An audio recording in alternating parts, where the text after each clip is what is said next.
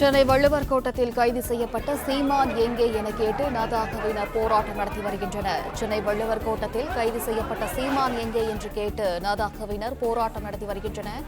இது குறித்தான விவரங்களுடன் இணைகிறார் செய்தியாளர் சரவணன். சரவணன், வணக்கம். விவரங்கள் என்ன? அண்ணா பல்கலை விவகாரத்துல இந்த விவகாரத்தை கண்டித்து நாம் தமிழர் கட்சியினர் சார்பில் இன்று சென்னை வள்ளுவர் கோட்டத்துல ஆர்ப்பாட்டம் நடத்துவதற்கு திட்டமிட்டிருந்தார்கள். ஆனால் காவல்துறையினர் அந்த ஆர்ப்பாட்டத்திற்கு அனுமதி மறுத்து ஆர்ப்பாட்டம் நடத்துவதற்கு முன்பாகவே அங்கு குவிந்திருந்தவர்களை கைது செய்தார்கள். தடையை மீறி போராட்டம் நடத்துவதற்கு பல்வேறு பகுதிகளில் இருந்தும் வந்திருந்த நாம் தமிழர் கட்சியினர் கைது செய்யப்பட்டார்கள்.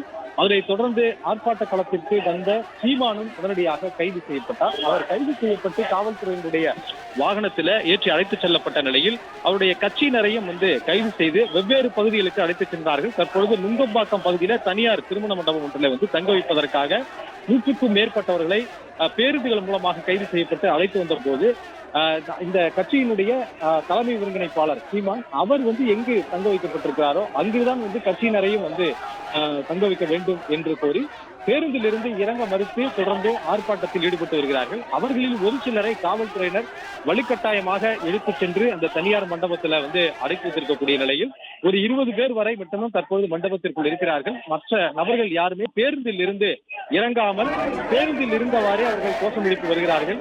எங்கள் கட்சியினுடைய தலைவர் எங்கே அடைத்து வைக்கப்பட்டிருக்கிறாரோ அதே இடத்திற்கு தான் தங்களையும் கொண்டு செல்ல வேண்டும் என்று கைது செய்யப்பட்ட எங்கள் அண்ணன் எங்கே என்று கோஷம் எழுப்பி பேருந்தில் அமர்ந்தவாறே தொடர்ந்து நாம் தமிழர் கட்சியினர் போராட்டத்தில் ஈடுபட்டு வருகிறார்கள்.